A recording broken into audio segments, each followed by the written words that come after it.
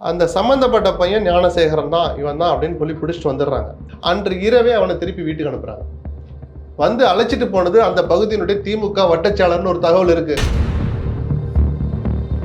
இந்த விவகாரத்தை பொறுத்த வரைக்கும் முதல் தவறு எங்க நடந்ததுன்னா எஃப்ஐஆர் லீக்னு சொல்லுவாங்க. அது ரெண்டாவது தான். அது சட்ட ரீதியான தவறு. நடைமுறை ரீதியா தவறு எங்க நடக்குது? இவ்வளவு தூரம் ஒரு கொடுமையை அனுபவிச்சுட்டு வர்ற ஒரு பொண்ணுக்கு தைரியம் சொல்லி சில நல்ல அறிவுரைகளை, ஆலோசனைகளை சொல்ல வேண்டிய ஒருத்தவங்க இப்படி அந்த பொண்ணையே சார்ஜ் பண்ற மாதிரி மறைமுகம், அதெல்லாம் அந்த வேர்டிங்ஸ் புரிஞ்சவங்களுக்கு புரியும். அப்பதான் சந்தேகம் வருது. அப்ப யாரோ ஒரு அழுத்தம் கொடுத்ததுனால தான் அவன் பண்ற ஒரு தனிநபர் செய்யற தப்புக்கு எப்படி ஸ்டாலின் பொறுப்பாவார்? ராமேஸ்வரத்துல உடை மாற்ற இடத்துல ஒருத்த கேமரா வச்சான், 300 வீடியோ எடுத்திருக்கான். அதிமுக காரன் எடப்பாடி அதுக்கு பின்னாடி இருக்கிறார். முதலமைச்சர் அன்னைக்கு ஒரு ட்விட் போட்டு தான் இன்னைக்கு இவ்வளவு பெருசாவே ஆயிருக்காதுங்க. யாருங்க முதலமைச்சருக்கு இப்படி தப்பு தப்பா அட்வைஸ் பண்றா? மோடியினுடைய அமைச்சரவை தானே ஜனாதிபதி உரையை எழுதுறாங்க. அந்த அம்மா வந்து வாசிட்டு போனாங்க. ஏன் அங்கே போய் சொல்ல வேண்டியதானே இவரு, நான் இந்த வார்த்தையை நீக்குங்க, இந்த பேராவை சேர்க்காதீங்க சொல்லி பாருங்களேன், தைரியம் இருந்தா. பாரதம்ங்கிற வார்த்தை கெட்ட வார்த்தை நம்ம சொல்லல, நீங்க சட்ட ரீதியா மாத்திட்டு சொல்லுங்க. பிரைம் மினிஸ்டர் ஆஃப் பாரத்னு சொல்றீங்களா? ரிபப்ளிக் ஆஃப் இந்தியாவா ரிபப்ளிக் ஆஃப் பாரத்தா? அவர் பாரத்ங்கிற வார்த்தை கெட்ட வார்த்தையில நம்மளும் ஒத்துக்கிறோம். கான்ஸ்டியூஷன் ஆஃப் பாரத்னு எழுதுறதுக்கு எவ்வளவு துணிச்சல் வேணும்? பிரதமர் இதை பயன்படுத்தின போதே எல்லாருமே அதை கண்டிச்சாங்க, ஆணவம்னு சொன்னாங்க. இந்த அறிவுரைகளை சொல்றதுக்கு முதலமைச்சரை சுத்தி இன்னைக்கு அதிகாரியே கிடையாது. ஆனா துப்பட்டாவை பிடிங்கி வைக்கணும்னு ஒரு அபத்தமான அட்வைஸ் பண்றதுக்கு மட்டும் அதிகாரிகள் இருக்கிறாங்க. அது இன்ஸ்பெக்டர் பண்ண தப்பு அல்ல. நம்ம கையை விட்டு காவல்துறை போகுதோ அப்படிங்கிற அந்த எச்சரிக்கை உணர்வு அவருக்கு வரலைன்னா இன்னும் பல அவமானங்களை ஸ்டாலின் சந்திப்பார்.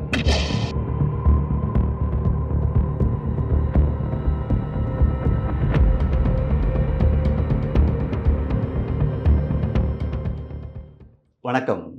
வணக்கம். அண்ணா பல்கலைக்கழக விவகாரத்தில் வந்து எதிர்க்கட்சிகள் தொடர்ந்து வந்து ஆளுங்கட்சியை விமர்சிச்சு வராங்க. இந்த விஷயத்துல ஆளுங்கட்சி வந்து எடுத்த நடவடிக்கை போதுன்னு நினைக்கிறீங்களா, இன்னும் அவங்க தீவிரமா எடுத்திருக்கணும்னு நினைக்கிறீங்களா? இல்லை, இது அளவீடு செய்யறது இல்லை. ஒரு நீங்க 60% பண்ணிட்டீங்க, 70% பண்ணிட்டீங்கன்னு அந்த அளவீடு இந்த மாதிரி விஷயங்கள்ல பண்ணக்கூடாது. பொதுவாகவே ஒரு கிரிமினல் வழக்குல அப்படி பார்க்கக்கூடாது. யாரையாவது காப்பாற்ற முயற்சிக்கிறாங்களா, அது நிஜம்தானா? அதாவது அரசியல் கட்சிகள் எதிர்கட்சிகள் என்ன வேணாலும் சொல்லலாம். போற போக்குல சொல்றதுங்கிறது வேற, குறைஞ்சபட்ச ஆதாரத்தோட சொல்றதுன்னு ஒண்ணு. இந்த விவகாரத்தை பொறுத்த வரைக்கும் முதல் தவறு எங்க நடந்ததுன்னா எஃப்ஐஆர் லீக்னு சொல்லுவாங்க. அது ரெண்டாவது தான். அது சட்ட ரீதியான தவறு. நடைமுறை ரீதியா தவறு எங்க நடக்குதுன்னா எஃப்ஐஆர் எழுதுனதுலயே ஒரு மிகப்பெரிய தப்பு பண்ணிட்டாங்கன்னு தான் நான் சொல்லுவேன். ஏன்னா அந்த பொண்ணு பேரு நமக்கு தெரியாது, முகம் தெரியாது. நம்ம வீட்டு பொண்ணா அந்த பொண்ணை நினைச்சு பாருங்க. அந்த சூழலை கடந்து வந்து ஸ்டேஷனுக்கு தைரியமா வந்து கம்ப்ளைண்ட் கொடுக்கணுன்ற மனநிலைக்கு வந்த ஒரு பொண்ணுகிட்ட என்ன கேட்கணும், எப்படி கேட்கணுன்றது ஒண்ணு இருக்கு. இந்த எஃப்ஐஆர் என்னைக்குனாலும் ஒரு பொது ஆவணம் வெளியில வரும்ன்ற குறைஞ்சபட்சம் அந்த பெண் இன்ஸ்பெக்டருக்கு தெரிஞ்சிருக்கணும். நீங்க அதை படிச்சு பார்த்தீங்கன்னா லீக் ஆயிடுச்சு. படிச்சு பார்த்தா அந்த பொண்ணை குற்றம் சொல்ற மாதிரியே தான் அந்த நேரேட்டிவ் இருக்கும். எவ்வளவு பெரிய துரோகம் தெரியுமா? அந்த அம்மா ஒரு பொண்ணு தானே. அப்ப எழுதுறமே, இது தப்பா போகுமே நாளைக்கு கோர்ட்ல. ஏன்னா அவங்க எத்தனையோ பார்த்தவங்க. அந்த பொண்ணுக்கு இது முதல் அனுபவம். எஃப்ஐஆர் இப்படிதான் இருக்கணும், இந்த வாசகம் இருக்கலாம், இந்த வாசகம் இருக்கக்கூடாது, இப்ப இருக்கக்கூடாது, சார்ஜ் ஷீட்ல இருக்கலாம், இல்ல 164 ஸ்டேட்மெண்ட் நம்ம மேஜிஸ்ட்ரேட் கிட்ட போய் பூட்டி அறைக்குள்ள ரகசியமா கொடுக்கலாம், அப்ப சொல்லிக்கலாம், ஏமா இதை இப்ப சொல்லாத, உனக்கு இது நல்லது இல்லை அப்படிலாம் சில அட்வைஸை இந்த அம்மா தான் சொல்லியிருக்கணும், இந்த இன்ஸ்பெக்டர் தான் சொல்லி கொடுத்துருக்கணும். அந்த நேரேட்டிவை பார்த்தா அந்த பொண்ணை குற்றம் சொல்ற மாதிரியே இருந்துச்சு. இந்த அரசின் முதல் தவறு. ஏன் அரசுன்னு சொல்றேன்னா, தார்மீக பொறுப்பு அரசுக்கு தான், முதலமைச்சருக்கு தான், உள்துறை அமைச்சர் அவர் தான். அங்க நடந்த தப்பு சார் அது. அதுக்கப்புறம் லீக் ஆனது நிஜமாவே டெக்னிக்கல் இருக்குன்னு என்ஐசியும் சொன்னாங்க, எல்லாரும் சொன்னாங்க. அதெல்லாம் ஒரு பக்கம் இருக்கட்டும். அது வந்து ஒரு பெரிய சீரியஸானது இல்லை. சட்ட ரீதியா தண்டனைக்குரியதா அது இருக்கலாம். பட் ஒரு பெண்ணோட மானம், கௌரவம், அரசின் தவறு, கமிஷன், ஒமிஷன் எடுத்துக்கிட்ட போது அது ஒரு பெரிய, நான் அதை 2வது இடம் தான் கொடுப்பேன். எஃப்ஐஆர் எழுதுனதுலயே உங்க சில்மிஷம் தொடங்கிடுச்சு. அப்போ இதுக்கு போய் முதலமைச்சர் பொறுப்பு, தார்மீக பொறுப்பே இருக்கணும்னு சொல்றேன். அந்த இன்ஸ்பெக்டர் நேரம் சஸ்பெண்ட் பண்ணியிருந்தாதான் இனிமேல் யாருமே அப்படி போய் செய்ய மாட்டாங்க. இவ்வளவு தூரம் ஒரு கொடுமையை அனுபவிச்சுட்டு வர்ற ஒரு பொண்ணுக்கு தைரியம் சொல்லி சில நல்ல அறிவுரைகளை, ஆலோசனைகளை சொல்ல வேண்டிய ஒருத்தவங்க இப்படி அந்த பொண்ணையே சார்ஜ் பண்ற மாதிரி மறைமுகம், அதெல்லாம் அந்த வேர்டிங்ஸ் புரிஞ்சவங்களுக்கு புரியும். அப்பதான் சந்தேகம் வருது. அப்ப யாரோ ஒரு அழுத்தம் கொடுத்ததுனாலதான் அப்படியே அந்த பையனை தப்பிக்க வைக்கிறதுக்காக நடக்குதா அப்படிங்கிற மாதிரி ஒரு புரிதல் நமக்கு அதுல வருது. வலுவா உலா வருகிற வதந்தி அல்லது உறுதிப்படுத்தப்படாத ஆனால் மறுக்கவே முடியாத ஒரு விஷயம் என்னன்னா, அந்த சம்பந்தப்பட்ட பையன் ஞானசேகரன் தான், இவன் தான் அப்படின்னு சொல்லி பிடிச்சிட்டு வந்துடுறாங்க. ஏன்னா அந்த வண்டி நம்பரு, இந்த பெண்ணு சொன்னது, மற்ற இடங்கள்ல இருந்த கேமராக்கள் இதெல்லாம் வச்சு பார்த்தா கூட்டிட்டு வந்துடுறாங்க. அன்று இரவே அவனை திருப்பி வீட்டுக்கு அனுப்புறாங்க. வந்து அழைச்சிட்டு போனது அந்த பகுதியினுடைய திமுக வட்டச்சாளர்னு ஒரு தகவல் இருக்கு. அது இன்னைக்கு வரைக்கும் முதலமைச்சர் திமுக தலைவர்ங்கிற முறையில் விசாரிச்சாரா? ஞானசேகரன் திமுக உறுப்பினர் அல்ல, இதை சொல்றதுக்கு தான் எல்லா மந்திரிகளும் மெனக்கெட்டாங்களே தவிர, ஒருத்தனை வந்து அழைச்சிட்டு போயிருக்கான். இந்த மாதிரி தப்பு செய்யற யாருக்கும் இங்க இடம் இல்லை. இன்னைக்கு முதலமைச்சர் சட்டசபையில் இன்னைக்கு சொல்றார், நல்ல வார்த்தை தான், யாரா இருந்தாலும் விட மாட்டோம். அவர் திமுக உறுப்பினர் அல்ல, ஆனால் திமுக அனுதாபின்றார். சோ அனுதாபின்னு சுதீரை ஏன் சொல்லல, லட்சுமணன் ஏன் சொல்லல? ஏன்னா நிகழ்ச்சிகள்ல கலந்துக்கிற அளவுக்கு திமுகவில் ஆர்வம் காட்டி தன்னுடைய பங்களிப்பை செய்யற அளவுக்கு இருக்கிற ஒரு நபர்னு தானே ஆரம்பத்துல இருந்தே எல்லாரும் சொல்றாங்க. அப்ப எல்லாம் மௌனமா கூட இல்லாம பாஞ்சுக்கிட்டு வந்து திமுக உறுப்பினர். நான் கேட்கட்டுமா, திமுக உறுப்பினரா இருந்தா கூட என்ன தப்புன்னு கேட்கிறேன். அவன் பண்ற ஒரு தனிநபர் செய்யற தப்புக்கு எப்படி ஸ்டாலின் பொறுப்பாவார்? ராமேஸ்வரத்துல உடை மாற்ற இடத்துல ஒருத்த கேமரா வச்சான், 300 வீடியோ எடுத்திருக்கான். அதிமுக காரன் எடப்பாடி அதுக்கு பின்னாடி இருக்கிறார். எடப்பாடிக்கு அதுக்கு குறைஞ்சபட்ச சம்பந்தம் இருக்கா? எடப்பாடி எப்போ விமர்சனத்துக்குள்ளாவார்? அவர் அதிமுகன்னு தெரிஞ்சிருந்தும் அதை வேடிக்கை பார்த்துக்கிட்டு கடந்து போனான்னா எடப்பாடி விமர்சிக்கலாம். குறைஞ்சபட்ச கட்சியை விட்டு நீக்கணும். சரி, நீங்க உறுப்பினர் இல்லைன்னு சொல்றீங்க, நீக்கிறீங்க. அவர் திமுக அனுதாபதான் யாராக இருந்தாலும். முதலமைச்சர் அன்னைக்கு ஒரு ட்விட் போட்டு தான் இன்னைக்கு இவ்வளவு பெருசாவே ஆயிருக்காதுங்க.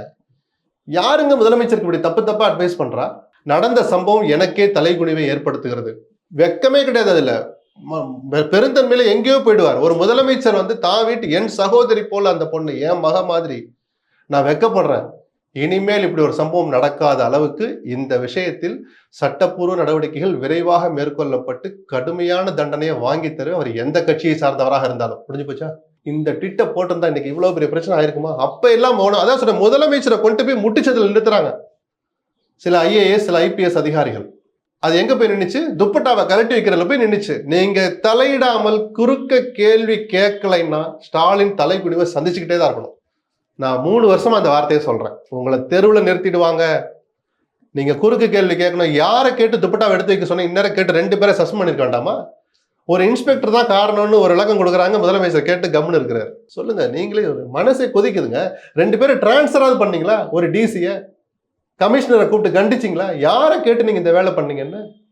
கருப்பு கொடி ஆர்ப்பாட்டம் அறிவிச்சிருக்காங்களா யாராவது? அரசியல் கட்சிகள் கூட அறிவிக்கலையே. உங்க நிகழ்ச்சி, நீங்க தொல்லியல் துறையில நீங்க ஏற்பாடு பண்ற நிகழ்ச்சி, மாணவ மாணவிகள், ஆராய்ச்சியில் சம்பந்தப்பட்ட ஆட்கள், சிறப்பு விருந்தினர்கள் கலந்துக்கிற ஒரு கூட்டத்துல கருப்பு கொடியை காட்டிடுவாங்கன்னா என்ன சார் அக்கிரம் அது? யார் சார் உங்களுக்கு இந்த அதிகாரத்தை கொடுத்தா? சத்தியமா சொல்றேன், மனப்பூர்வமா சொல்றேன், ஸ்டாலின் இதை சொல்லியிருக்கவே மாட்டார். அவர் நாலேஜுக்கு இது போயிருக்காது. அப்போ ஆனால் அதன் பிறகு ஸ்டாலின் என்ன பண்ணிருக்கணும்? யாருங்க கமிஷனரை வர சொல்லுங்க. யாரை கேட்டு இந்த வேலை பண்ணீங்க? 4 வருஷமா எதையாவது நடந்திருக்கா? நான் ஏதாவது பண்ண சொல்லியிருக்கேனா அப்படின்னு கேட்டிருக்கணுமா இல்லையா? இந்த நிமிஷம் வரைக்கும் கேட்கல. இன்னொன்னு கேட்கட்டுமா? அப்படி கருப்பு கொடிய 2 துப்பட்டாவை எடுத்து ஆட்டினாதான் என்ன குறைஞ்சு போச்சுங்கிறேன் நான். அந்த பொண்ணு தன் மனவேதனையை சொல்ல போறா. சொல்றான்னு நிஜமாவே அந்த பொண்ணு சிரிக்குது. ஒரு வீடியோ பாத்தீங்கன்னா அந்த துப்பட்டாவை ஒரு போலீஸ்காரர் வாங்குறாரு, அந்த பொண்ணு சிரிக்குது. துக்கப்பட்டு சிரிச்சிருக்கோம். என்னடா இதுக்கான நான் அதுக்கு ஒருத்தே இல்லடான்னு வடிவேல் மாதிரி மனசுல நினைச்சிருக்கோம். நானாடா கொண்டு கருப்பு கொடி காட்ட போறேன், ஏன் துப்பட்டா போய் கலட்டுறேன்னு நம்ம சிரிக்குதுன்னு நம்ம சொல்றோம். உள்ள எவ்வளவு வேதனைப்பட்டிருக்கோம். தமிழ்நாட்டுல துப்பட்டா அப்படிங்கிற கலாச்சாரமா சார் இருக்கு. நீட்ல கம்மலை கலட்டினதுக்கே நம்ம 1000 கேள்வி கேட்டோம். தாலியை கலட்டி வச்சுட்டு போனதுக்கே 1000 கேள்வி கேட்டோம். அப்ப அதை சொல்றதுக்கு இனிமேல் உங்களுக்கு என்ன தார்மீக தகுதி இருக்கு? அப்போ முதலமைச்சர் எங்க சறுக்கிறார், தவறு செய்யறாருன்னா, இந்த சம்பவம் வெளியே வந்த பிறகு நடந்து கொண்ட விதம் சரியில்லை. கூப்பிட்டு கண்டிக்கணும் சார். இந்த மாதிரி சில லேப்சஸை எடுத்து சொல்லலாமே தவிர, அரசியல் கட்சிகளுடைய கடமை அரசு செய்கிற தவறுகளை சுட்டி காட்டுறது, செய்ய தவறிய விஷயங்களை மக்கள் மன்றத்தில் போட்டு உடைக்கிறது. அண்ணா யூனிவர்சிட்டி அவங்களுக்கு ஒரு லட்டு மாதிரி கிடைச்சிடுச்சு. ஆனா அந்த அரசியல் கட்சியிலும் ஒரு நிமிஷம் யோசிச்சு பார்க்கணும். அந்த பொண்ணு நம்ம வீட்டு பொண்ணா இருந்தா நாம இப்படி அரசியலுக்கு பயன்படுத்துவோமா? சொல்லிட்டீங்க, போராட்டம் பண்ணி யாரையும் தப்போடக்கூடாது, நாங்க கண்காணிச்சுக்கிட்டு இருப்போம், மக்கள் பார்த்துட்டு ஒரு அறிக்கை, ஒரு டோக்கனுக்கு ஒண்ணு பண்ணிட்டு போயிருக்கணும் சார். அதேதான் கோர்ட்டு சொன்னாங்க, நீங்க விளம்பரத்துக்கு பண்றீங்கன்னு. இதுல யாருக்காவது ஒருத்தருக்கு அக்கறை இருந்தா என்ன தெரியுமா பண்ணிருக்கணும்? யார் அந்த சார்னு பேட்ச் பிரிண்ட் பண்ணி எந்த பாக்கெட்ல குத்தணும், ஊசியில குத்தணுமா, பின்னு குத்தணுமா, பேஸ்டா, இதெல்லாம் உட்காந்து பிளான் பண்றீங்கல்ல, யார் அந்த சார்னு 1/2 மணி நேரத்தில் கண்டுபிடிக்க முடியும். அது நிஜமா பொய்யான்னு ஒரு உதாரணத்துக்கு சொல்றேன். அந்த சம்பவம் மாலை 7ல இருந்து 9 மணி வரைக்கும் நடந்தது. 7ல இருந்து 10, 3 மணி நேரம் அதை குறிப்பிட்ட அந்த கிரைம் டைம்னு எடுத்துக்கிட்டோம்னா, அந்த நேரத்துல சார்னு சொன்னதை அந்த அம்மா பொண்ணு சொல்ல இந்த அம்மா எழுதுறாங்க, இன்ஸ்பெக்டர் எழுதிடுறாங்க. அதனாலதான் சாருங்கிற வார்த்தை வெளியே வருது. கமிஷனர் என்ன சொல்றாரு, நாங்க கால் ஹிஸ்டரி எடுத்து பார்த்தோம், அது ஃப்ளைட் மோட்ல இருந்திருக்குங்கிறார். வாய்ப்பு 99% அதுக்கு இருக்கு. ஏன்னா ஒரு கமிஷனரே இப்படி சொல்றாருன்னா ரெக்கார்டு இல்லாம சொல்ல மாட்டாரு. நாளைக்கு மாட்டிப்பாரு அவரும். அப்போ அவர் அப்படி சொன்ன பிறகும் இல்ல இல்ல அது சார் நம்ம சொல்லியிருக்கான்னு சொல்றீங்கல்ல, இதை நிரூபிக்கிறதுக்கு 1/2 மணி நேரம் போதும் சுதீர். கால் ஹிஸ்டரி எடுக்கிற அதிகாரம் அண்ணாமலை கிட்ட இருக்கு. ஏன்னா அவங்க ஆட்சி இருக்கு. நீங்கள் எடுக்க முடியும், நானும் எடுக்க முடியும். ஆனா ஒரு பவர், ஒரு சின்ன பிரஷரை யூஸ் பண்ணி எடுக்கிறதுக்கு அண்ணாமலைக்கு 1/2 மணி நேரம் போதும். அண்ணாமலை மிக நெருக்கமான போலீஸ் அதிகாரிகள், ஸ்டாலினுக்கு கூட விசுவாசமா இருக்காங்களா இல்லையோ, பிஜேபிக்கு அண்ணாமலைக்கு நெருக்கமான போலீஸ் அதிகாரிகள் இன்னைக்கும் டாப் லெவல்ல சென்னையிலே பதவியில் இருக்கிறாங்க. ஸ்டாலின் அதுக்கு ஒரு பக்கம் வெக்கப்படணுங்கிறது ஒரு பக்கம் இருக்கட்டும், பிராக்டிகல் அதுதான். ஞானசேகரன் நம்பர் நேரம் வாங்கியிருக்கலாம், அந்த அண்ணாமலை கால் ஹிஸ்டரி எடுத்துருக்கலாமே. அப்ப 7 to 10 ஃபிளைட் மோடல் தான் இருந்துச்சா ஒன்னு கன்ஃபார்ம் பண்ணிக்கணும். இல்ல 8 மணிக்கு ஒரு கால் போயிருக்கு, இந்தாங்க இந்த நம்பருக்குரியவர் தான் அந்த சார், பொது வழியில போட்டு இந்த அரசுடைய முகத்திலேயே கிழிக்கணுங்கிறேன். இதுதான் கன்ஸ்ட்ரக்டிவான பாலிடிக்ஸ். அந்த பொண்ணுக்கு நிஜமான நீதி பெற்றுத்தரணும்னா கமிஷனர் பொய் சொல்றாருங்கிறத நீங்க நிரூபிக்கணும். இல்ல கமிஷனர் சொன்னது உண்மைதான்னா அந்த சாருங்கிற விவகாரத்தை தொடவே கூடாது. ஏன்னா இன்னைக்கு முதலமைச்சர் ஒரு வேண்டுகோள் எடுத்திருக்காரு, நம்ம அதையும் மதிக்கணும். உயர்கல்வி படிக்கணும்னு ஆசைப்படுற பொண்ணுங்க மனசுல பீதியை வளர்த்து அதை தடுத்துறாதீங்க அப்படிங்கிறார். அண்ணா யூனிவர்சிட்டியில சேரணும் எத்தனை பொண்ணுங்க படிச்சுக்கிட்டு இருக்கு, மார்ச் எக்ஸாம் படிச்சுக்கிட்டு இருக்காங்கல்ல, ராத்திரி பகலுமா சாப்பிடாம தூங்காம. அப்ப அந்த பொண்ணுங்க மனசுல நீங்க ஒரு பீதியை விதைக்கிறீங்கன்னு தானே சார் அர்த்தம். சரி அண்ணாமலை பண்ணலாம், எடப்பாடி பண்ணலாம் இல்ல சார், கால் ஹிஸ்டரி எடுக்கிறது யாருக்குமே சாத்தியமான விஷயம். அப்ப சார்னு ஒன்று கமிஷனர் சொன்னது நிஜம்தான், சார்ன்றது அவன் சும்மா மிரட்டி இருக்கான். ஏன்னா அந்த மாதிரி பொறுக்கி பசங்க அப்படிதான் யூஸ் பண்ணுவான். ஆஃப் பண்ண போன கூட கல் வச்சுட்டு கவுண்டமணி ஒரு படத்தை பேசுவார்ல, நான் அங்கே பிஸி இங்கே பிஸின்னு, அந்த மாதிரி அவன் பண்ணியிருக்கிறான். அது ஆமான்னு ஒத்துக்கிட்டா ஒன்று இந்த சப்ஜெக்டை தொடக்கூடாது, சாருங்கிற விஷயத்தை எடுக்கக்கூடாது. ஏன்னா எல்லா பொண்ணுங்களுக்கும் பீதி வந்துடும், ஐயோ அப்போ நான் போனால் அவன் கெடுக்கிறது மட்டும் இல்லை, அவன் இன்னும் 4 பேர்கிட்ட கொண்டு போய் நம்மளை விடுறான்னு பீதி வருமா வராது. இந்த பாவத்தை அரசியல் கட்சிகள் செய்யலாமா பொய்யாக இருந்தால்? சரி உண்மையா இருந்தால் இந்த அரசியலுடைய முகத்திரையை, இந்த கமிஷனருடைய முகத்திரையை நீங்க கிளிக்கலாமே. அந்த வாய்ப்பு இருந்தும் ஏன் இந்த கள்ள மௌனம் சாதிக்கிறார் அண்ணாமலையும் எடப்பாடியும்? குறைஞ்சபட்சம் சொல்றேன், எல்லாருக்கும் பொறுப்பு இருக்கு. இவர் அதிகாரத்தில் இருந்தவர், அவர் இன்னைக்கு இருக்கிறவர். அண்ணாமலை அவங்க கட்சி பொறுப்புல இருக்கு, அவங்க துறை, அவங்க கண்ட்ரோல் இருக்கிற தொலைத்தொடர்பு துறை. அவங்க நினைச்சா 1/2 மணி நேரத்துல எடுத்து, ஆமா ஒரு கால் போயிருக்கு, இந்த அரசு மறைக்குது, போட்டு பொதுவெளியில உடைக்கணும் சார். இது வழக்கில் தலையிடுவதாக ஆகாது. ஒரு நிஜமான எதிர்கட்சியா செயல்படுறதனுடைய ஒரு ஆதாரபூர்வமான ஒரு நிகழ்வாது அமைஞ்சிருக்கும். எனக்கு அதுதான் இவங்க செய்ய மாட்டாங்களேன்ற போது, அப்போ உயர்நீதிமன்றம் சொன்னது சரிதான். விளம்பரத்துக்காக தான் இவ்வளவு இதா பண்றாங்க, வேற இதுல ஒண்ணும் கிடையாது. சரிதானா? இந்த சம்பவம் ஒண்ணு சாதாரண விஷயம், நான் கடந்து போகல. முன்ன நிர்பயா வழக்கை பயன்படுத்தின மாதிரி இப்ப எதிர்கட்சிகள். இப்ப திமுக இந்த இடத்துல இருந்தா இதை விட பயங்கரமா ஆட்டம் போட்டிருப்பாங்க. அவங்களும் போட்ட ஆட்கள் தான். பொள்ளாச்சி சம்பவத்தை வச்சு பொள்ளாச்சியில ஒரு போய் பொண்ணெடுக்க விடாம எல்லாம் திமுக பெருசா பண்ணாங்க. அதை ஒரு குரூப் பெரும்பான்மையான எண்ணிக்கையில பெண்கள் ஒரு பொண்ணு பாதிக்கப்பட்டாலும் பாதிப்பு தான், 100 பெண்கள் பாதிக்கப்படும், 2 ஒண்ணு தான். சரிதானா? அது நம்ம யாருமே இல்லைன்னு சொல்லல. ஒண்ணு நடந்த பிறகு அது எப்படி எல்லாத்துலயுமே அரசியல் பண்ணுவீங்க? அரசியல் பண்ணுங்க. ஸ்டாலினுடைய அந்த அரசாங்கத்தினுடைய குரல் வலையை பிடிச்சு உழுக்கிறதுக்கு 1000 விஷயம் இருக்கு. எடப்பாடி ஒன்ன கூட தொட மாட்டார், அண்ணாமலை ஃபைல்ஸ்ன்னு வெளியிடுவாரு. நான் கேட்கிறேன், இவ்வளவு ஃபைல்ஸ் வெளியிட்டீங்கல்ல 1 2 3ன்னு, ஒரு கால் ஹிஸ்டரி எடுத்து போடுறதுக்கு எதுக்கு சார் நீங்க இவ்வளவு தயங்குறீங்க? அப்போ எந்த காலும் பண்ணல, இன்னும் எடுத்து கூட வச்சிருக்கலாம்.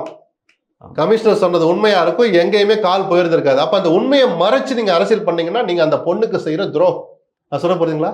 அல்லது நிஜமாவே கால் போயிருந்து அதை சொல்லாமல் இருந்தாலும் அதுவும் துரோகம் தான். உண்மையான சாரை நீங்க வெளியே சொல்ல மாட்டீங்க. எப்படி பார்த்தாலும் இதை ஏத்துக்க முடியலையே. அரசியல் கட்சிகள் தங்கள் உணர்வுகளை, உணர்ச்சிகளை மக்களுடைய பிரதிநிதிகளா இருந்து ஒரு போராட்ட வடிவத்தை காட்டினாங்கிறத தாண்டி வேற எதையுமே நியாயப்படுத்த முடியாது. அதுக்காக திமுக செஞ்சதெல்லாம் செய்யலாம். அவங்க செஞ்ச ஆரம்பத்தில் அவங்க செஞ்ச முதல் கோணலே முற்றிலும் கோணலா போச்சு. எஃப்ஐஆர் எழுதுனதுலயே தெரிஞ்சு போச்சு, அதுல ஏதோ ஒரு தலையீடு இருந்திருக்கு. ஸ்டாலின் சொல்லிதான் நான் சொல்ல மாட்டேன். அப்போ லோக்கல் ஒரு கட்சிக்காரன் சொல்லிக்காட்ட அவன் மேல என்ன நடவடிக்கை எடுத்துக்கணும்ல. இதுதான் இந்த அரசு செய்த தவறு, தங்களை அறியாமல் செய்த ஒமிஷன். அந்த ஒமிஷன் கமிஷன் பண்ண மாதிரி இவங்களே செஞ்ச மாதிரி இன்னைக்கு முதுகுல சுமக்குறாங்க. இப்போ முதல்வரே இன்னைக்கு பேசுனது அன்னைக்கு ஒரு ட்விட்டர் போட்டிருந்தா இன்னைக்கு இந்த பிரச்சனையை இவ்வளவு பெருசா வெடிச்சிருக்காது. என் மகள், அந்த பெண்மணி என் மகள், அவருக்கு நீதி கேட்டு தர வரைக்கும் நான் ஓய மாட்டேன்னு 3 வரி சுதீர் அடிச்சிருந்தானே இந்த பிரச்சனையே இல்லையா? அந்த பொண்ணு எவ்வளவு பெரிய ஆறுதல் அடைஞ்சிருக்கும். செய்யலையே. இதையாவது ஒரு பாடமா எடுத்துக்கணும்னு நம்ம வேண்டிக்கிறோம். அவ்வளவுதான். ஆளுநர் சட்டமன்றத்தில் உரைக்கு முன்னாடியே தேசிய கீதம் பாடணும்னு சொல்லி இது பண்ணிக்காரு. அந்த மரபுப்படி தமிழ்தாய் வாழ்த்து, ஆளுநர் உரை, அதுக்கப்புறம் கடைசியில தேசிய கீதம். அந்த மரபு தெரிஞ்சே அவர் வெளியே வந்திருக்காரு. வீம்புக்கு தான் பண்றாரு, வாசிக்கணும்னு விரும்பல அவரு. ஆனால் அது தப்பு, மிகப்பெரிய அரசியல் சட்ட ரீதியான தப்பு. அவருக்கு இருக்கிற அந்த கடமை அது. பிரிவு 176 ஆளுநரின் கடமைன்னே அதை சொல்லுது.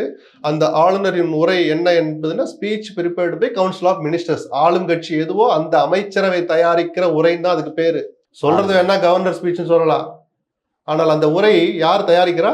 ஆட்சியில் இருக்கிற கட்சியினுடைய அமைச்சரவை. மோடியினுடைய அமைச்சரவை தானே ஜனாதிபதி உரையை எழுதுறாங்க. அந்த அம்மா வந்து வாசிட்டு போனாங்க. ஏன் அங்கே போய் சொல்ல வேண்டியதானே இவரு, நான் இந்த வார்த்தையை நீக்குங்க, இந்த பேராவை சேர்க்காதீங்க சொல்லி பாருங்களேன். தைரியம் இருந்தா வானதி சீனிவாசனோ அண்ணாமலையோ ஆர்.என். ரவி தான் மாசம் மாசம் போய் பிரதமரை பார்க்கறாரு, சொல்லி பார்க்கட்டுமே. அடுத்த தடவை நீங்க ப்ரிப்பேர் பண்ணாதீங்க, ஜனாதிபதிக்கு எது விருப்பமோ அதை எழுதி கொடுங்க சொல்லிடுவாரா? நேர்மையான மனிதராக இருந்தால் இந்த அறிவுரையை நான் பிரதமர் மோடி தலைமையிலான அமைச்சரவைக்கு சொல்லிவிட்டு வந்திருக்கிறேன், ஒரு ட்வீட் போட சொல்லுங்க. அவர் காலில் விழுந்து நான் கும்பிடுவேன். ரொம்ப நேர்மையா நடந்துக்கிறார். ஏன்னா இங்க எடுக்கிற ஸ்டாண்டை தான் அங்கேயும் எடுக்கிறார். பாரபட்சம் இல்லாமல் நான் மதிப்பேன். இல்லாட்டி இது அரசியல் சேஷ்டைன்னு சொல்லுவேன். இவர் ஆளுநராக இருப்பதற்கு தகுதியற்ற மனிதராக மாறிவிட்டார். அதுவே கான்ஸ்டிடியூஷன் ஆஃப் பாரத்லாம் சொல்லியிருக்காரு. ரொம்ப ரொம்ப தப்பான வார்த்தை சார். பாரத்ங்கிறது கெட்ட வார்த்தை கிடையாது. பாரத மாதான்னு சொல்லும் போதே எவ்வளவு அழகா இருக்கு. பாரத மாதாவுக்கு அதை சொல்லணும். இந்திய மாதான்னு சொன்னா நல்லா இருக்காது. எங்க சொல்லணுமோ இங்க சொல்லணும். பாரதம்ங்கிற வார்த்தை கெட்ட வார்த்தை நம்ம சொல்லல. நீங்க சட்ட ரீதியா மாத்திட்டு சொல்லுங்க. பிரைம் மினிஸ்டர் ஆஃப் பாரத்னு சொல்றீங்களா? ரிபப்ளிக் ஆஃப் இந்தியாவா ரிபப்ளிக் ஆஃப் பாரத்தா? மாத்தின பிறகு நீங்க பேசுங்க. இந்த ஐபிசி சிஆர்பிசி எல்லாம் மாத்திட்டீங்க, பாரத நியாய சங்கதன் என்னமோ மாத்திட்டீங்க. அந்த மாதிரி மாத்தின பிறகு நீங்க எழுதுனா பரவாயில்ல. அப்போ நீங்க வருஷத்துல 2 தடவை 3 தடவை ஐஏஎஸ் ப்ரிப்பேர் பண்ற பசங்க எல்லாம் கூப்பிட்டு வச்சு பேசுறாரு, அட்வைஸ் பண்றாரு. இப்படிதான் சட்டத்துல இல்லாத ஒண்ண நாம இப்படி எடுத்து வச்சு துடுக்குத்தனமா நடந்துக்கணுங்கிற பாடத்தை சொல்லி தர்றாரா? இந்த லட்சணத்தை நீங்க சொல்லி கொடுத்தா அவன் எப்படி ஐஏஎஸ் பாஸ் ஆவான்? அப்படி ஐஏஎஸ் பாஸ் ஆகி என்ன பிரயோஜனம்? தப்பான ஒரு நபரை நீங்க உருவாக்குறீங்கன்னு அர்த்தம் இல்லையா? அதிகாரப்பூர்வமான ட்விட்டர் பக்கத்துல அரசமைப்பு சட்டத்துல இல்லாத ஒண்ண பாரத்ங்கிற வார்த்தை இருக்கு, கான்ஸ்டிடியூஷன் ஆஃப் பாரத்னு இருக்கான்னு தான் நான் கேட்கிறேன். பாத்தீங்களா, கான்ஸ்டியூஷன்ல இருக்கு. அம்பேத்கர் வெளிப்படுத்துறாங்க. எந்த அம்பேத்கர்? அப்ப அம்பேத்கர் சொன்னது பூரா நீங்க நிறைவேற்றிட்டீங்களா? ராமரே வேணான்னாரு, விட்டுருவீங்களா நீங்க? இந்து மதத்தை விட்டு வெளியே போனாரு. அப்ப நீங்க என்ன இந்து மதத்தை நீங்களும் தழுவாம வெளியே போயிடுவீங்களா? ஒருத்தர்கிட்ட என்ன இருக்கோ நம்ம எடுத்துக்க போறோம். அவர் பாரத்ங்கிற வார்த்தை கெட்ட வார்த்தையில நம்மளும் ஒத்துக்கிறோம். கான்ஸ்டிடியூஷன் ஆஃப் பாரத்னு எழுதுறதுக்கு எவ்வளவு துணிச்சல் வேணும்? பிரதமர் இதை பயன்படுத்தின போதே எல்லாருமே அதை கண்டிச்சாங்க, ஆணவம்னு சொன்னாங்க. G20 மாநாட்டுல எல்லா நாட்டு தலைவர்கள் உட்காரும்போது அந்தந்த நாட்டு பேரை எழுதும்போது பாரத்னு எழுதி வச்சிருந்தாரு. இது திமிர்த்தனமான நடவடிக்கை நான் அப்பவே எல்லாரும் சொன்னாங்க. பாரத் கெட்ட வார்த்தைங்கிறதுக்காக இல்ல, இந்தியாவை மாத்திட்டோம், பேரை மாத்திட்டோம்னு பார்லிமெண்ட்ல சட்டம் நிறைவேற்றி அது அரசமைப்பு சட்டத்துல ஏத்தின பிறகு நீங்க பாரத்னு போடுங்க, என்ன வேணாலும் போடுங்க. நாமளும் அதான் சொல்லணும், அதுதான் கட்டாயம். ஆனா அப்படி எதுவுமே செய்யாம இந்த சேஷ்ட பண்றதுதான் நமக்கு ரொம்ப துரதிருஷ்டவசமான சூழல்னு ரொம்ப வேதனைப்பட வேண்டியது. ஆல்ரெடி இந்த செய்கைகள் வந்து பாஜகவுக்கு சாதகமான சாதகம் அப்படின்னு நினைச்சுக்கிட்டு பண்றாரு. இந்த மாதிரி வேலைகள் பண்ணிக்கிட்டு இருந்துகிட்டு இந்த மாதிரி ஆளுநருக்கு அண்ணாமலை முட்டு கொடுத்தாருன்னா இந்த ஜென்மத்தில் பிஜேபி வளராது, வளரக்கூடாது. ஏன்னா இப்ப அண்ணா யூனிவர்சிட்டி டைவர்ட் ஆயிடுச்சு. ஆளுநர் வந்துட்டு போனதுக்கு அப்புறம் அது இல்ல, டைவர்ட். நான் அந்த விஷயத்துலயே ஆளுநரை சேர்த்தே ஒன்று சொல்லிடுறேன். அவர் குடியிருக்கிற வீட்டுக்கு 1/2 கிலோமீட்டர்ல இது நடக்குது. நீங்க எதுவுமே கண்டுக்காத பழைய முந்தைய ஆளுநர்கள் மாதிரி இருந்தா பரவாயில்ல. வேந்தருங்கிற அதிகாரத்தை முழு வீச்சுல பயன்படுத்தினார். அந்த அதிகாரத்தை சுவைத்தார். துணைவேந்தர்களை கூப்பிட்டு மீட்டிங் போடுவார், பல்கலைக்கழகங்களுக்கு விசிட் போவார். குற்றச்செயலில் சம்பந்தப்பட்டார்னு புகாருக்கு உள்ளான பதிவாளரை காப்பாற்ற, துணைவேந்தரை காப்பாற்ற இவரே அந்த பல்கலைக்கழகத்துக்கு விசிட் போனார். பெரியார் பல்கலைக்கழகம் ஞாபகம் இருக்கா? சேலத்துக்கு போனார், இங்க இருந்து வீம்புக்குனே போனார். அவ்வளவு தூரம் அன்றாட நடவடிக்கைகளில் ஈடுபட்டு, நான் பாசிட்டிவாவே சொல்றேன், பல்கலைக்கழக நிர்வாகம் நல்லா இருக்கணும்னு நினைச்ச ஆளுநர் தனக்கு 1/2 கிலோமீட்டர் தூரத்துல இவ்வளவு பெரிய மாநிலத்தின் அடையாளமா விளங்குற ஒரு பல்கலைக்கழக வளாகத்துக்குள்ள இப்படி ஒரு சம்பவம் நடந்த பிறகு முதல் பிட்டு ஆளுநர் இருந்து வந்திருக்கணும். இந்த சம்பவத்தால் நான் தலை குனிகிறேன், வேந்தர் என்கிற முறையில் தார்மீக பொறுப்பை நான் ஏற்கிறேன், ஒரு ட்விட்டு போட்டுருங்க. அடுத்த செகண்ட் இன்னொரு ட்விட்டு போடுங்க. ஆனால் சட்டம் ஒழுங்குக்கு பொறுப்பு வகிக்க வேண்டியது இந்த அரசு தான். உள்துறைக்கு பொறுப்பு வகிக்கிற முதலமைச்சரும் இதற்கு தார்மீக பொறுப்பேற்குன்னு சொல்லியிருந்தா ஸ்டாலினை நீங்க தலைகுனிய வச்சிருக்கலாம். வெக்கப்பட்டிருப்பாரு. அடடா ஆளுநர் முந்திக்கிட்டாருன்னு. அன்னைக்கு நான் இப்ப சொன்னேன் இல்ல, ஸ்டாலினும் அன்னைக்கு வாய் திறந்து பேசல, ஆளுநரும் பேசல, எல்லாரும் சேர்ந்து அந்த பொண்ணுக்கு துரோகம் பண்றாங்கன்னு தான் நான் சொல்லுவேன். வழக்காவது நியாயமா நடக்கட்டும். ஏன்னா 3 பெண் அதிகாரிகளை போட்டிருக்கிறாங்க. 3 பேருமே தங்களை அந்த இடத்துல வச்சுதான் அந்த வழக்கை அணுகுவாங்கிற நம்பிக்கை எனக்கு இருக்கு. உயர்நீதிமன்றமும் அந்த பார்வை தான் பார்த்திருப்பாங்க. ஸோ நியாயமா அந்த வழக்கு விசாரணை நடக்கும். சம்பந்தப்பட்ட குற்றவாளிகள் இன்னைக்கு முதலமைச்சர் சொல்ற யாராக இருந்தாலும் ஒரு வார்த்தையை பயன்படுத்திருக்கிறாரு. அப்படிதான் முதலமைச்சர் அப்படிதான் சார் நம்பிக்கை கொடுக்கணும் நமக்கு. மக்களுக்கு நீங்க சொல்ற வார்த்தையை வச்சு அவங்க ரீட் பண்ணிக்குவாங்க. நீங்க இரும்பு மனிதர்லாம் நீங்க சொல்லவே வேண்டாம், மக்கள் எடை போடுவாங்க. அன்னைக்கு இந்த ட்விட்டர் போட்டுக்கலாம், திமுகன்னு சொல்றாங்க, எந்த கட்சியை சார்ந்தவராக இருந்தாலும் தண்டிக்கப்படுவார்னு ஒரு முதலமைச்சர் அன்னைக்கு சொல்லியிருந்தாருன்னா இன்னைக்கு எவ்வளவு பெரிய விஷயமா இருந்திருக்கும் தெரியுமா? இந்த அறிவுரைகளை சொல்றதுக்கு முதலமைச்சரை சுத்தி இன்னைக்கு அதிகாரியே கிடையாது. ஆனா துப்பட்டாவை பிடிங்கி வைக்கணும்னு ஒரு அபத்தமான அட்வைஸ் பண்றதுக்கு மட்டும் அதிகாரிகள் இருக்கிறாங்க. அது இன்ஸ்பெக்டர் பண்ண தப்பு அல்ல. நான் இப்போ குறைஞ்சபட்சம் முதலமைச்சரின் செயலாளர்கள் ஒருவரை தொடர்பு கொண்டு ஒப்புதல் வாங்காமல் இவ்வளவு பெரிய முடிவு அன்னைக்கு எடுத்திருக்கவே மாட்டாங்க. இந்த அரசு விழித்து கொள்ள வேண்டிய நேரம் வந்துடுச்சு. குறிப்பா தனிப்பட்ட முறையில முதலமைச்சர் இதை விழிச்சுக்கணும். நம்ம கையை விட்டு காவல்துறை போகுதோ அப்படிங்கிற அந்த எச்சரிக்கை உணர்வு அவருக்கு வரலைன்னா இன்னும் பல அவமானங்களை ஸ்டாலின் சந்திப்பார். திமுக அரசு மேல புகார் சொல்லி ஆளுநர் சந்திச்ச அதே விஜய் வந்து இந்த ஆளுநர் வெளிநடப்பை வந்து கண்டிச்சிருக்காரு. அவர் வந்து மரபை மதிக்கணும்னு சொல்லியிருக்காரு. இதெல்லாம் வச்சு பார்த்தா அவர் நியாயமான அரசியல் பண்றாரு. இல்ல என்னோட அரசியல் நாகரிகமா இருக்கும் அப்படி இப்படிலாம் சொன்னார்ல. குறைஞ்சபட்ச அறிவை யூஸ் பண்ணி 4 பேர்கிட்ட அட்வைஸ் கேட்டு இந்த ட்விட்டை விஜய் போட்டிருக்கணும். வளர்ற கட்சி அவர். மீதியெல்லாம் அரசியல் பண்றாங்க வைக்கிறாங்க எல்லாம் பழுத்த பழங்கள் அப்படின்னு கூட வச்சுப்போம். நீங்க ஒரு நியாயமான டீசென்டான அரசியல் பண்ணணும்னு நினைக்கிறீங்க. பல்கலைக்கழகத்தின் வேந்தர் என்கிற முறையில் ஆளுநர் தான் இதற்கு பொறுப்பேற்க வேண்டும் அப்படின்னு அவர் ட்வீட் போட்டுக்கலாம்ல. சரி, அந்த வார்த்தையை முதல் பாரா எழுதி இந்த கோரிக்கையை நான் ஆளுநர்கிட்டவே சொல்லிட்டு வந்திருக்கேன்னா விஜய் எங்கேயோ வந்திருப்பார். என்ன பண்றாங்கன்னு நமக்கு புரிய மாட்டேங்குது சார். ஆளுநர் பதவியே வேணான்னு சொன்ன விஜய் ஆளுநர்கிட்ட போய் மனு கொடுக்கலாமான்னு கேட்டேன். அந்த வாதத்துல எனக்கு உடன்பாடு இல்லை. ஆளுநர் பதவி வேண்டாம் தான், திமுக நிலைப்பாடு அதுதான். அதுக்காக இருக்கிற வரைக்கும் அந்த பதவியில் இருக்கிற மதிக்கணுங்கிறது தான் யதார்த்தம். அது நம்ம கடமையும் கூட. அரசமைப்பு சட்டப்படி உயர்ந்த பதவி அது. அதை ஒழிக்கிற வரைக்கும் அதுல இருக்கிற வரை நீங்க மதிச்சு தான் ஆகணும். அது சொத்தை வாதம். வேணான்னு சொன்னவர் போய் நிற்கிறான்னா வேற எங்க போய் கொடுப்பாரு அவரு. ஆனால் அந்த வேந்தர்கிட்டே சார் நீங்க முதல்ல தார்மீக பொறுப்பேற்றுக்கணும்னு சொல்லியிருந்தாருன்னா விஜய் எங்கேயோ போய் இருப்பார். துணிச்சல். அந்த துணிச்சல் தான் சார் மக்கள் ரசிப்பான். ஆளுநரிடமே நான் சுட்டி காட்டிருக்கிறேன், தார்மீக பொறுப்பை நீங்க தான் ஏற்கணும்னு சொல்லியிருக்கேன். ஆனால் நிர்வாக ரீதியாக நடைமுறை ரீதியாக தமிழ்நாடு அரசுக்கு இதுல பொறுப்பு இருக்கு, அவங்கள அந்த நடவடிக்கை எடுக்க வைங்கன்னு அதையும் சுட்டி காட்டிட்டு வந்திருக்கேன்னு வெளியில பத்திரிகையாளர் செஞ்ச 2 வரி சொல்லிட்டு மீதி எல்லாம் அப்புறம் பார்க்கலான்னு கையை காட்டிட்டு போறதை விட்டுட்டு அப்படியே ஆடிட்டு போறாரு. இந்த அரசியல்லாம் தமிழ்நாட்டில் எடுபடாது, எடுபடக்கூடாது. சரிதானா? விஜயை நான் வரவேற்றவன். நான் இன்னைக்கும் அதுல எனக்கு மாற்று கருத்து கிடையாது. ஆனா இந்த லட்சணத்துல அரசியல் பண்ணீங்கன்னா இப்படிப்பட்ட அரசியல்வாதி தமிழ்நாட்டுக்கு தேவையே இல்லை. பத்திரிகையாளர்களை சந்திக்க மாட்டேன், நான் நினைச்சதை தான் செய்வேன், என் ஸ்டைல தான் போவேன்னா நீங்களும் இந்த ஜென்மத்தை தமிழ்நாட்டில் ஆட்சி ஒரு ட்வீட் கூட வந்துருந்துச்சு. ஞானசேகரன் பணியூருக்கு அனுப்பி வைங்க, நான் கண்டிச்சு வைக்கிறேன் அப்படின்னு சொல்லி. இல்ல அது நகைச்சுவையா தான் பார்க்க ஆரம்பிப்பாங்க. இது அப்படியே பரவுது. மக்களுடைய உணர்வு தான் ட்விட்டா வருது. நீங்க ட்விட்டுங்கிறது இந்த மீம்ஸுங்கிறது சாதாரணமா நினைக்காதீங்க சார். மக்களுடைய உணர்வு, அது நகைச்சுவையோ மனசுல தோன்றதுதான் மீம்ஸா வருது. இது பரவுச்சுன்னா விஜய் என்ன கதி அவர்? ஏற்கனவே ஒரு எதோ யார் சொல்லி கொடுத்தோ தெரியல, அவங்களை இங்க வர வச்சு பண்ணதுக்கு அவர் சொன்ன காரணம் இது எதுவுமே லாஜிக்கே இல்லாம இருந்தது. சரி, ஆட்டு ஒரு நடிகர் போனா நம்ம நடிகருக்கு இருக்கிற வரமும் அதான், சாபமும் அதான். நீங்க சாவு வீட்டுக்கு போனாலும் 1000 பேர் செல்ஃபி எடுப்பான், கல்யாண வீட்டுக்கு போனாலும் தள்ளிக்கிட்டு வந்து செல்ஃபி எடுப்பான். அதை தாண்டி தான் நீங்க அரசியல் பண்ணி ஆகணும். அந்த சினிமாத்தனத்தை விட்டு முதல்ல விஜய் வெளியில வரணும். இந்த ஆளுநரை கண்டிச்சு அந்த தாவைக்கு அந்த அறிக்கையிலேயே வந்துட்டு நேரலே ஒளிபரப்பு வேணும் சட்டசபையில. யார் இந்த சார்ந்த பேட்ஜ் எல்லாம் மறைச்சு எதுக்கு இதனால எல்லாம் திமுக மக்களுடைய உணர்வுகளை மறைக்க முடியாது, மக்கள் மனங்கள்ல இருந்து எதையும் மாற்ற முடியாது. இது அதிமுக செஞ்ச காரியம் தான். தமிழ் குடிமகன் சபாநாயகர் அந்த 89ல இருந்து நான் சொல்றேன். நான் கலைஞரும் பண்ண வேலைதான். எது தேவையோ அதை வச்சுக்கிறது, மீதியை பூரா எரிச்சிடுறது, வெட்டிடுறது, ஒழிச்சிடுறது, அழிச்சிடுறது. இதெல்லாம் மக்களுக்கு புரியாதுன்னு நினைச்சிட்டு இருக்கிறாங்க. என்னோட வேண்டுகோள் மக்கள் இதெல்லாம் ஞாபகம் வச்சுக்கணும். நேரடி ஒளிபரப்பு செய்வோம்னு சொன்ன கட்சி தான் திமுக. இன்னைக்கு அவங்களும் வெட்டி வெட்டி வெட்டி காமிச்சிட்டு இருக்கிறாங்க. இதனால நீங்க உங்களுடைய செய்கைகளை நீங்க தப்பிச்சுக்க முடியுமா? நீங்க செஞ்ச நல்லது மக்களுக்கு எப்படி ஞாபகம் இருக்கோ அது போல நீங்க செய்யற தவறுகளை இப்படி எல்லாம் டைவர்ட் பண்ண முடியாது. இப்ப ஆளுநரும் திமுகவும் கை கோர்த்துக்கிட்டு அண்ணா யூனிவர்சிட்டி விஷயத்தை டைவர்ட் பண்ணிட்டாங்கன்றாங்க. இந்த கொதிப்பு அடங்க பல காலம் ஆகும். ஏதோ அவையை விட்டு வெளியே போயிட்டனால 2 பேரும் பேசி வச்சுக்கிட்டு விஷயத்தை மாத்திட்டாங்க பார்த்தீங்களா. இன்னைக்கும் நம்ம பேசுறோம். இன்னும் சொல்ல போனா நான் அந்த நேரத்துல ஊர்ல இல்லை. இன்னைக்கு இந்த 2 நாள்ல தான் அண்ணா யூனிவர்சிட்டி விஷயத்தை பத்தி நான் தொடர்ந்து பேசுறேன். இதெல்லாம் மாற்ற முடியாது. கொதிப்பு இருக்கு சார். நிஜமான நம்ம வீட்டு பொண்ணா அந்த பொண்ணை நினைங்கன்னு தான் நான் எல்லாரையும் கேட்டுக்கிறேன். புத்தக கண்காட்சியில வந்துட்டு புதுச்சேரி தமிழ் தாய் வாழ்த்து பாடல் பெரிய சர்ச்சை இருக்கு. அதை பத்தி பேசின சீமான் வந்துட்டு அது வந்து அரசு நிகழ்ச்சி கிடையாது, ஒரு தனியார் நிகழ்ச்சி தான். பாரதிதாசனுடைய வரிகளை பாடக்கூடாதாங்கிறாரு. தாராளம் பாடலாம். ஆனா அந்த வீடியோ முழுசா எடுத்து பாருங்க.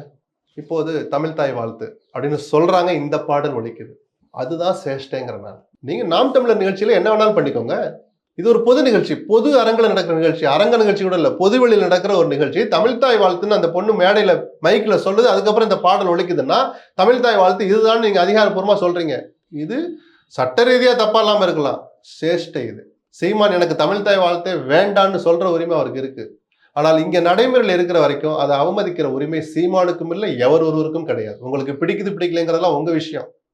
ஒரு பொது நிகழ்ச்சியில வந்து நான் இப்படிதான் நடந்துக்குவேன்னு சொல்றது தப்பு. இப்ப அதே சீமான் வந்து புத்தக கண்காட்சியில வந்து காமராஜர் பேர்ல வந்து இல்ல, அதெல்லாம் அரசியல். அந்த கருத்துக்குள்ள ஒன்னொன்னுக்கு நம்ம போய் வியாக்கியானம் பேச வேண்டாம். கலைஞர் எங்க இருந்தாலும் உடைப்பேன் நிறைய தாராளமா செஞ்சுதான் பாக்கட்டுமே. நம்ம யாரு போய் இவரை தடுக்கிறா?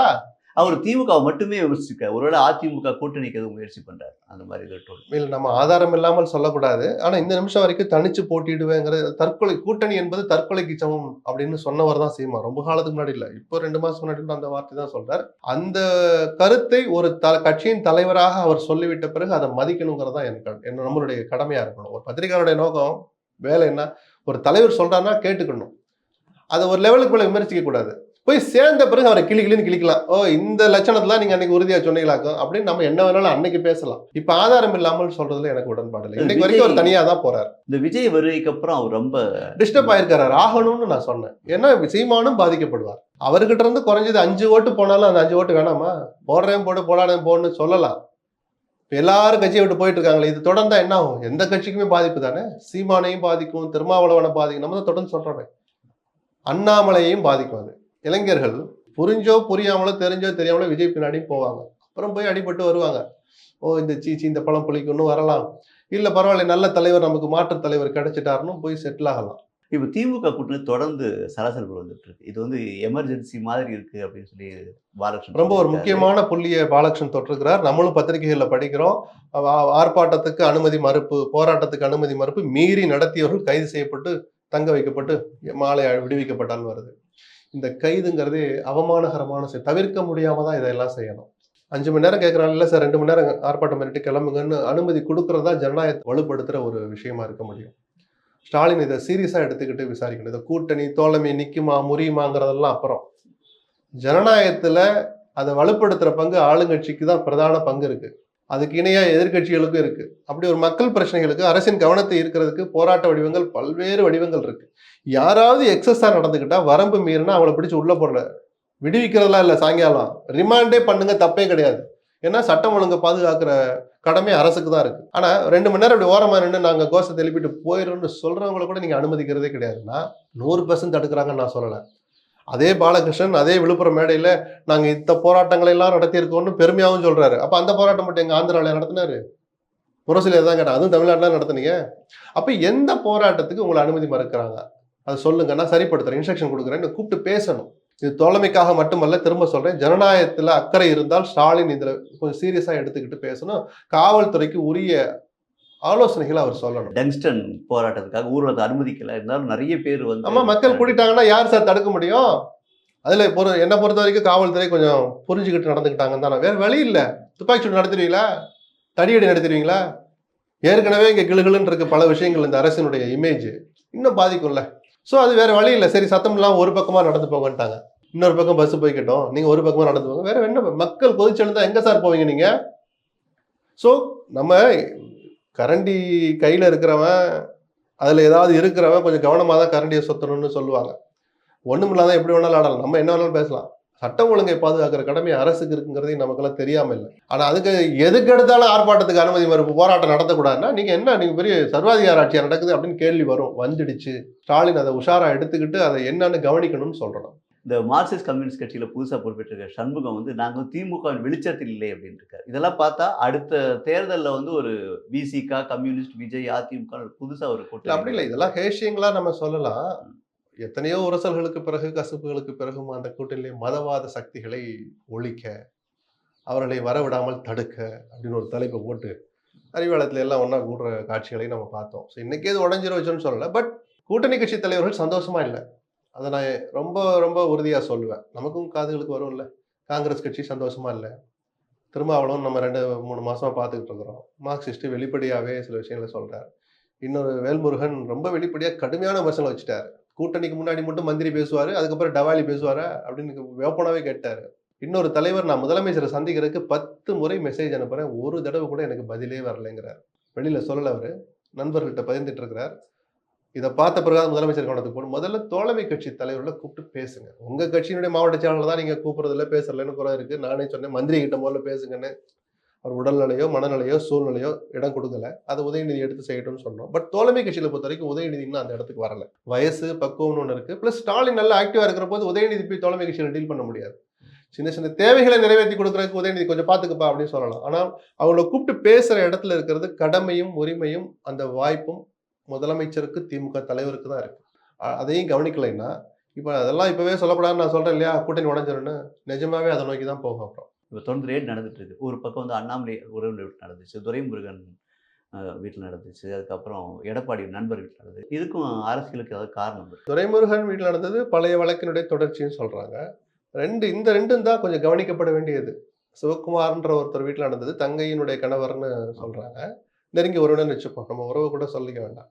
ஏன்னா, அவரு தொழில்களை செய்ய ஆரம்பிக்கிற போதே அண்ணாமலைக்கு அதுல தொடர்பு இருக்கு. இவர் பணம் தான் இங்க போகுதுன்லாம் அரசியல் வெளியில வந்த விமர்சனம். அப்போ அண்ணாமலைக்கு இவ்ளோ நெருக்கமா இருக்கிற ஒரு வீட்லயே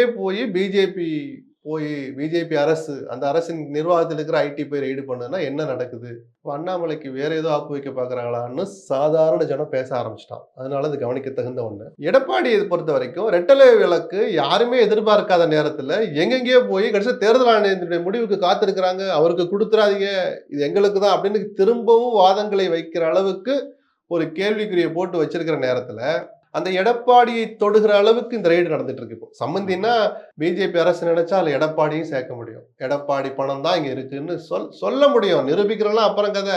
இப்படிதானே எல்லாரையும் பிடிச்சு உள்ள போட்டாங்க. தினகரனை பிடிச்சு உள்ள போட்டாங்க. அந்த வழக்கு என்ன வழக்குன்னு இது வரைக்கும் யாருக்குமே புரியல. திகார்ல போய் 1 மாசத்துக்கு மேல இருந்தார்ல. அப்போ இவங்க நினைச்சாங்கன்னா எடப்பாடி சேர்க்க முடியும் அந்த வழக்குல. அப்போ சேர்க்கிறாங்கன்னா அவன் நோக்கம் என்ன? எந்த விஷயத்தை வலியுறுத்துறதுக்கு அப்படி இது ஒரு காயினா வச்சுக்க போறாங்க, ஒரு கருவியா பயன்படுத்த போறாங்க தெரியாது நமக்கு. அதிமுக ஒற்றுமையா இருங்க, ஒன்னா இருக்கீங்களா இல்ல வழக்குல சேர்க்கவா, திரைக்கு பின்னாடி நடக்கலாம் தெரியாது நமக்கு. ஸோ கவனிக்க தகுந்த ரைடுன்னு இந்த 2யும் தான் சொல்லுவேன். கதிர் ஆனந்த் விஷயத்துல புதுசு இல்லை, ஏற்கனவே ரைடு நடந்தா தொடர்ச்சியா நடந்துகிட்டு இருக்கு. மிக்க நன்றி. நன்றி.